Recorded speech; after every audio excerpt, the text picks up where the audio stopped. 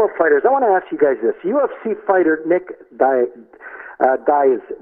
right? Like Cameron Diaz, Nick Diaz, right? Received a 5-year suspension and a $165,000 fine for positive marijuana test on the day of his January 31st fight with Anderson Silva at UFC 183.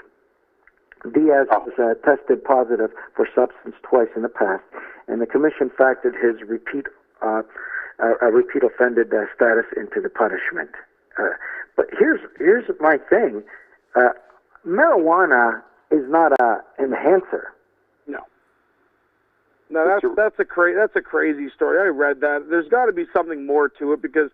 Well, they're saying, and I read it to you in the last part here, that because he's a repeat offender by having an illicit drug in his system, that's why the punishment is not necessarily because of the marijuana.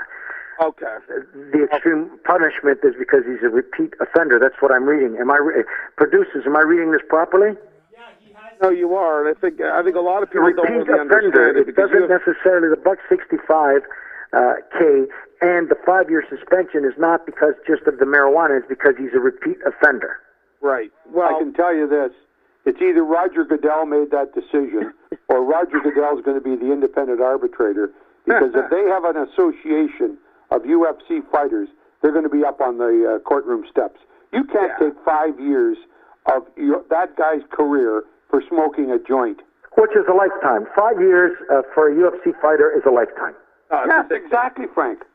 But they've had fighters test positive for cocaine, for steroids, for other enhancing drugs, and get nothing, which is why this whole 5 years being a repeat offender is absolute garbage. Well, I agree with everything you're saying. I'm just emphasizing that they're quantifying and justifying and rationalizing the punishment because he's been nailed before. Yeah, but you can't rationalize 5 years for marijuana. That's insane. Well, marijuana in my view, is a detriment to an athlete rather than an enhancer. It gives you it just creates the Bing Crosby Perry Como effect. No, I don't get that one at all. I don't get it either. I mean, if they would have found him with cocaine, or any other type of drugs that tries to give you an edge, I would understand that, but not marijuana. No, makes no sense.